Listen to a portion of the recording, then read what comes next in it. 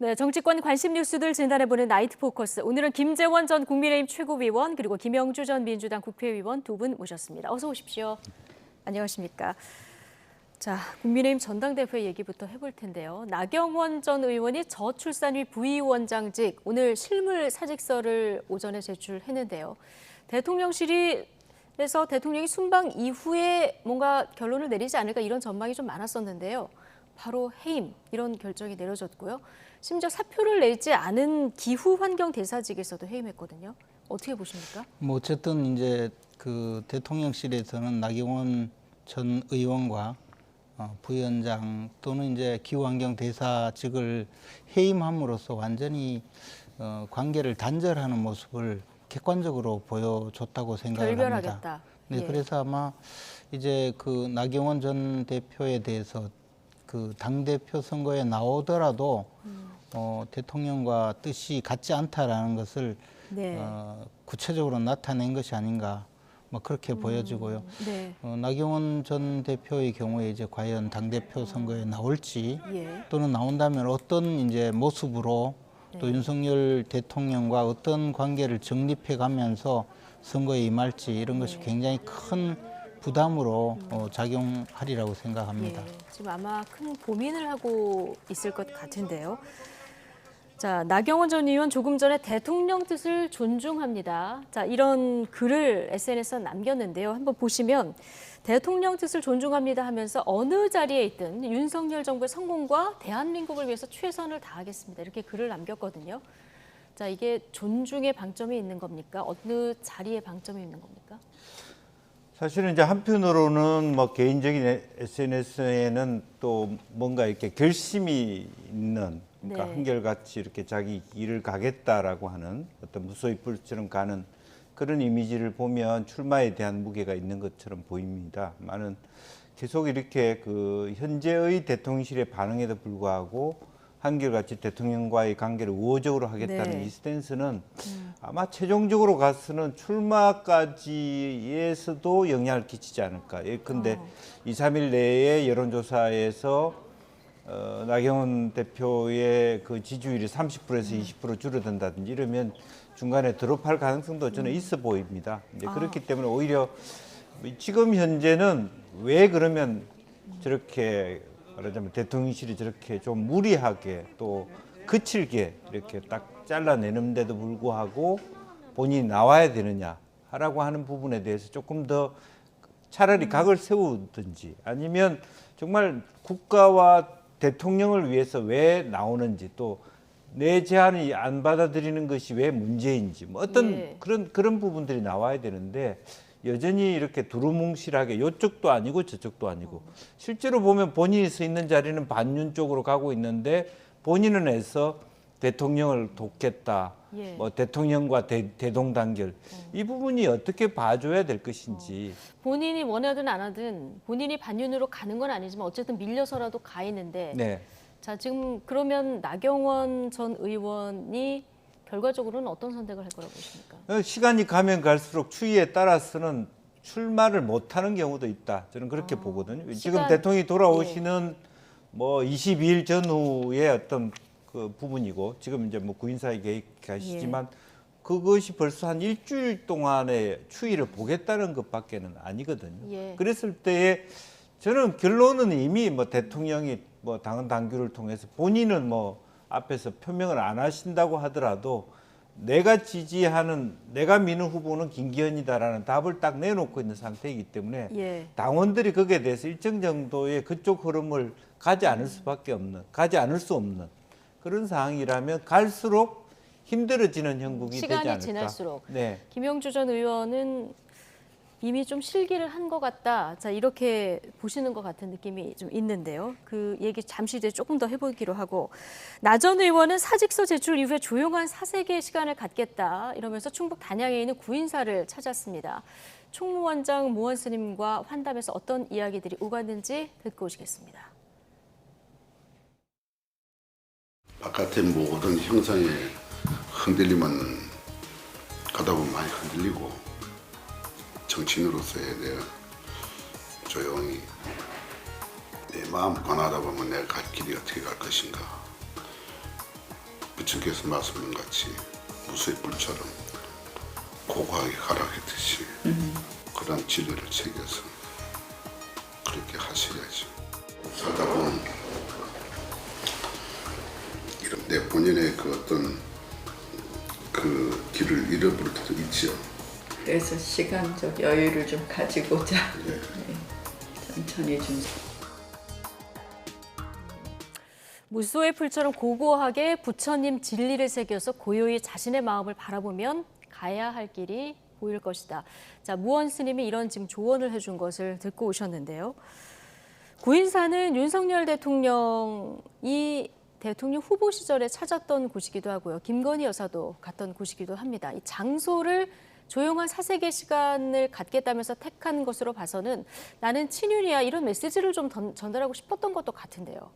뭐 일단은 그렇게 예. 보이죠. 실제 구인사는 그 윤석열 대통령 부부가 찾았던 곳이고 네. 또 그것도 이제 객관적으로 구인사의 그 구인사를 방문했던 사진이나 이런 이야기가 많았었거든요. 그래서 국민들이 구인사에 나경원 전 대표가 갔다는 이야기를 듣고는 그래도 윤석열 대통령과의 끈을 이어가려는 그런 노력이다 이렇게 생각을 했을 것이고 또 오늘 사실 그 계속적인 메시지가 나는 그 윤석열 대통령을 네. 계속적으로 윤석열 정부를 위해서 일하겠다라는 이런 표현을 쓰고 있거든요. 한편으로 윤석열 대통령의 최측근인 장제원 의원이나 또는 뭐 박수영 의원은 뭐 반윤이다 이렇게 이미 네. 이제 내치는 그런 모습을 보여주고 있고 윤석열 대통령도 이제 해임이라는 그런 조치를 취함으로써 사실상 이제 내 사람이 아니다 이런 모습을 객관적으로 자꾸 드러내고 있거든요.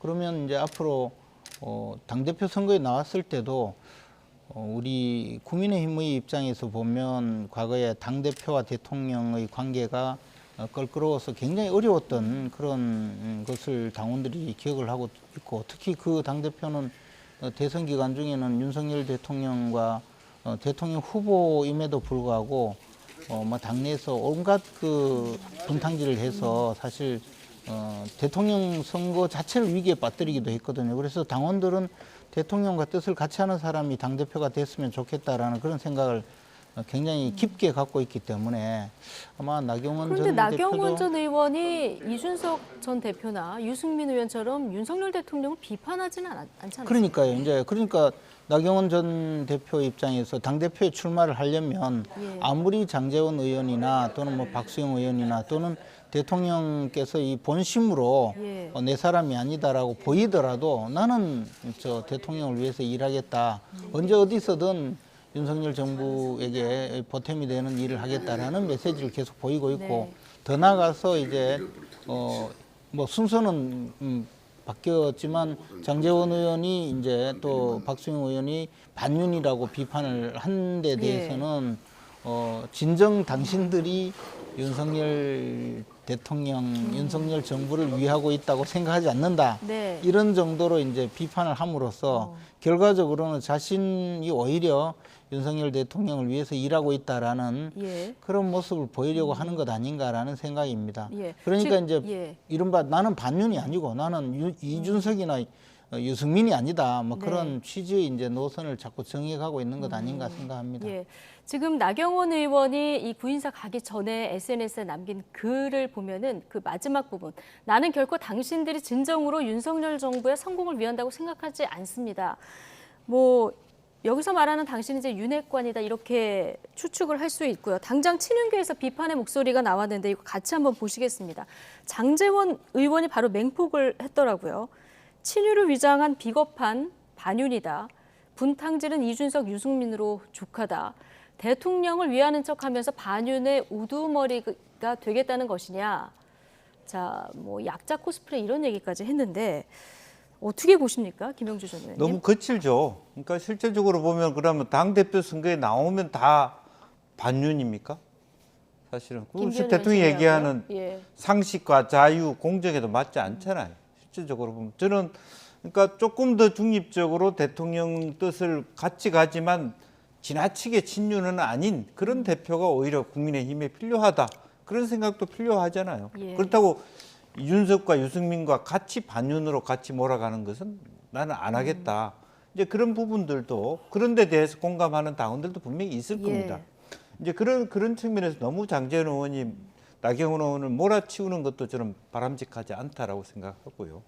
또 결과적으로는 뭐 거기에서 방향을 잡지 못하면 어찌 보면 뭐 원수님 말씀처럼 자기가 뭘 하고 싶은 건지를 찾아서 정확하게 가야 되는데 이쪽 눈치 보고 저쪽 눈치 보다 보면 사실 제 결론도 거의 실기할 가능성이 많다. 그러니까 찻장 속에 태풍이 되는 것처럼. 예. 근데 나 의원도 벌써 나이가 60이 된다. 자기 정치를 할 때가 됐거든요. 후배 정치인들이 뭐 더 길게 보자. 말도 안 되는 얘기라고요. 예. 그러니까 정말로 진정한 윤석열 정부의 성공을 위해서 조금 더 다양한 선택지를 위해서 내가 출마하는 게 왜 어떠냐. 그리고 그런 출마하려면 부분. 빨리 해야 된다 이런 네. 말씀이시군요. 네, 예. 네. 알겠습니다. 자, 반면에 비윤계에서는 또 옹호의 목소리가 나오고 있어요. 이건 뭐 나경원 전 의원이 반길지 안 반길지는 모르겠습니다만은 당 대표가 대역죄인이냐 김웅 의원은 이렇게 또 날을 세웠던데요. 실제로 지금 나경원 전 의원이 선택의 기로에 섰습니다. 가장 중요하게 앞으로 살펴볼 분이 지지율이 어떻게 움직이느냐일 텐데 이미 뭐 비윤으로 규정이 된 상황에서 지금 나오고 있는 지지율 지금 보시면 이게 이번 주 초에 나온 건데요.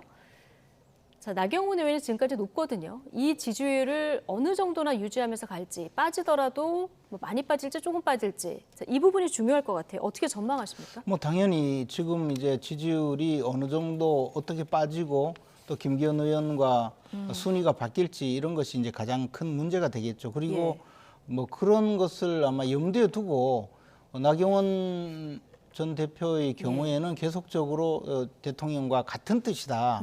나는 윤석열 대통령과 함께 가겠다라는 메시지를 끊임없이 이제 당원들에게 보여주고 있고 반면에 장제원 의원이나 박수영 의원의 경우에는 이제 반윤이다 이렇게 네. 이제 지목을 해서 그 간극을 넓히려고 하는 지금 그런 상황이 아닌가 생각이 되고요.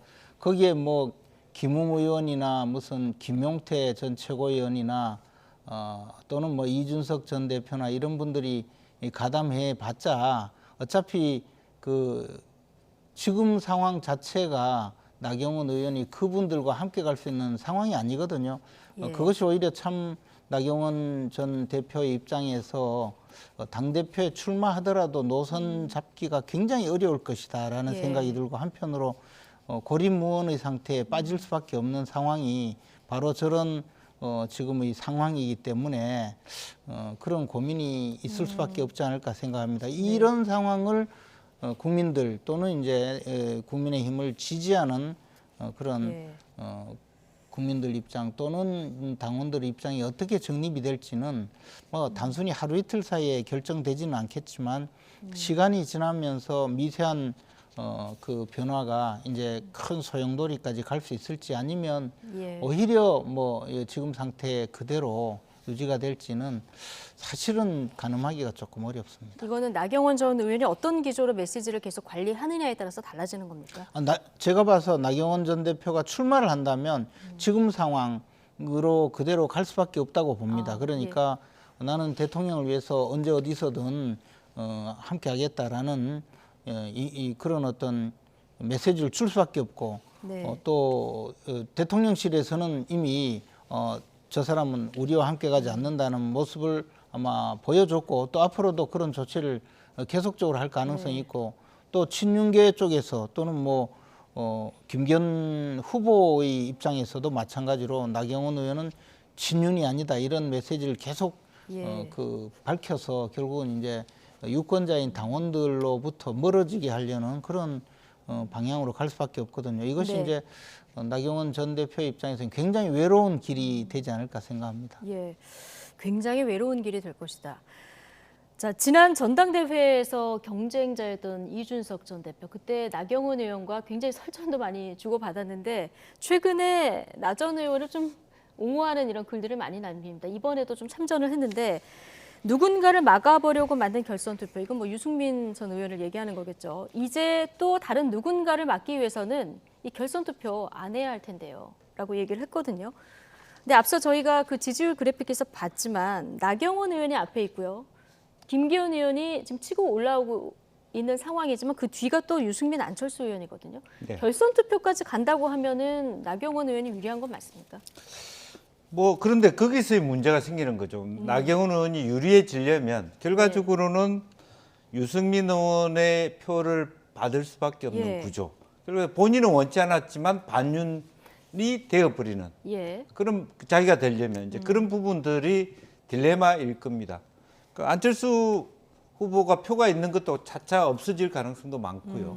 그 표들은 다 김기현 의원한테 갈 가능성이 매우 많아지고 있다. 그렇게 보여지는데 기본적으로 보면 그런 딜레마죠. 지금 본인은 윤석열 대통령을 생각하면서 당을 생각하면서 가고 있는데 마지막에 만약 결선 투표에 간다 그러면 결국 이준석하고 손을 잡아야 되고 네. 유승민하고 손을 잡아야 되는 그런 문제가 이게 좀 생기거든요. 딜레마일 수 있다. 네. 예. 그런데 실제로 생각해 보십시오. 만약에 만에 하나 나경원 의원이 당대표가 되면 윤석열 대통령 입지가 굉장히 좁아져요. 그렇기 때문에 죽기 이렇게 살기로 메시지를 냈는데. 네, 죽기 살기로 말하자면 나경원 의원이 되게 하지는 않을 것 같다. 그게 굉장히 그런 이번 벌써부터 청년 최고위원부터 불이 붙는 그런 측면이고 다른 한편으로 친윤계는 제발 이번 전당대회가 뜨겁지 마라. 예. 그런 부분들이 굉장히 관전 포인트가 될 것 같습니다. 전당대회가 뜨겁지 마라. 예, 뜨거워지면 나경원이 될 가능성도 있거든요. 예. 참 복잡한데요. 유승민 전 의원이 출마할지 이것도 이제 앞으로 변수가 될 텐데 여권 일각에서는 이준석, 유승민 이 조합보다 이준석, 나경원 이 조합이 더 위협적이 될 것이다 이런 전망도 나오던데요. 이 의견에 동의하십니까? 뭐 전혀 동의하지 않습니다. 전혀 동의하지 않습니다. 지금 이준석 전 대표가 무슨 전당대회 영향력을 발휘할 정도로 상황은 아니고요. 사실 그 이준석 전 대표 때문에 그 당이 겪었던 여러 가지 혼란 상황을 생각하면 당원들이 그런 상황을 별로 용납하지 않거든요. 네. 그리고 또 나경원 전 대표가 만약에 이준석 전 대표를 나경원 의원이 이준석 전 대표를 뭐 같이 연계의 수단으로 생각한다면 지금 갖고 있는 그 지지율이 확 빠져버릴 거거든요. 예. 그래서 뭐 그것을 생각할 여지는 전혀 없다고 봅니다. 이제 단순히 그 어떤 당내의 그 사정이나 또는 당 지지자들의 이 마음 그러니까 왜 이 사람을 지지하는지에 대한 심각한 분석 없이 그저 도표상의 숫자 놓고 덧셈 뺄셈 하듯이 생각하는 사람들이 이제 예. 그런 논리를 들이대는데요. 사실 지금 전당대회 상황에서 이준석 전 대표를 끌어들여서 도움받을 수 있는 후보는 없을 거라고 봅니다. 예. 지금 이 상황 자체가 이준석 전 대표 때문에 벌어지는 전당대회거든요. 아, 예. 그럼 나경원 전 의원은 이런 지원의 글 같은 게 별로 고맙지는 않게 느낄까요? 그렇겠죠. 그렇게 보신다. 당연히. 예. 그리고 거꾸로 반대로 생각해 보면 장제원 의원은 반윤이라고 우리는 저 이준석이나 유승민 그런 사람이 이제 더 이상 필요 없다고 이야기하고 있지 않습니까? 그런데 거기서 도움 준다고 나타나면 그게 도움이 되겠습니까? 예, 복잡합니다. 자, 대통령 의사는 어쨌든 지금 확실하게 나경원 전 의원에게 전달이 된 것 같고요. 자, 윤석열 대통령이 14일부터 아랍에미리트 그리고 스위스 순방길에 오르는데요. 지난번에 전용기 탑승을 불허했던 MBC 기자에 대해서 이번에는 탑승을 허용했습니다. 어떻게 네. 보십니까? 뭐 그런 면에서는 사실은 그게 뭐 공정한 거고 또 다 알다시피 언론인들이 공짜로 타고 가는 것도 아니지 않습니까? 네, 부담을 다 내고 같이 가는 거죠. 하고 예. 또 그런 부분에 대한 것을 한번 그렇게 했다고 해서 계속 그렇게 한다라고 하는 것은 사실은 너무 또 과한 면이 있고 네. 뭐 그런 면에서 뭐 지금이라도 같이 가게 하는 부분은 특히 이제 한 나라 이상을 갈 경우에는 너무 지나친 불공정 아닙니까? 그 안에서의 보도도 필요한데 예. 네, 그런 측면에서 우리가 생각해 볼 필요가 있을 것 같습니다. 네. 자, 대통령실 관계자는 윤석열 대통령이 국익위에서 통 큰 결단을 내린 거다 이렇게 얘기했다는 말이 전해지고 있어서 지금 민주당 의원들은 또 여기에 반발하고 있습니다. 자, 싸늘한 반응을 보였는데요. 정청래 최고위원의 목소리 듣고 오시겠습니다. 국익 차원 헌법소 차원이라고 떠들더니 그러면 이번에는 국익 차원 헌법 수호는 안 지키려는 겁니까? 헌법 수호 국익을 아무 때나 아무렇게나 하지 마십시오. 국민들 보기에 짜증납니다. 네. 이번에는 그럼 헌법 수호 안 지키려는 거냐 이렇게 비판하는 얘기 듣고 오셨는데 지난번에 사실 이 MBC 기자를 태우고 안 태우고 이 문제 때문에 사실 이번에도 굉장히 중요한 순방 일정 아니겠습니까? 이 순방 결과가 묻혀버리는 이 점도 좀 대통령실에서 그 고려 요인이 됐을까요?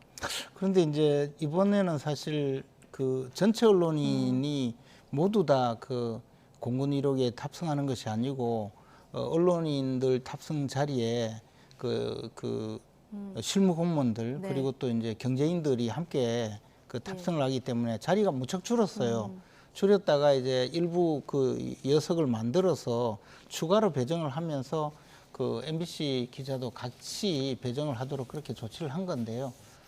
저는 뭐 이런 논란 자체가 이제 필요 없는 네. 정도로 그 MBC의 그 보도 태도도 스스로 한번 돌이켜보고 그리고 대통령실에서도 이제 이런 논란이 필요 없을 정도로 좀 잘 관리가 됐으면 하는 바람입니다. 그리고 뭐 과연 저 언론인을 모두 탑승시켜야 되는지 또는 뭐 일부 배제되는 것이 맞는 것인지 그것도 그때그때 사정에 따라서 달라지는 것이 맞지 않을까. 이번에도 지금 원하는 언론인들이 모두 탑승하지는 못하거든요. 지금 많이 줄어들어서.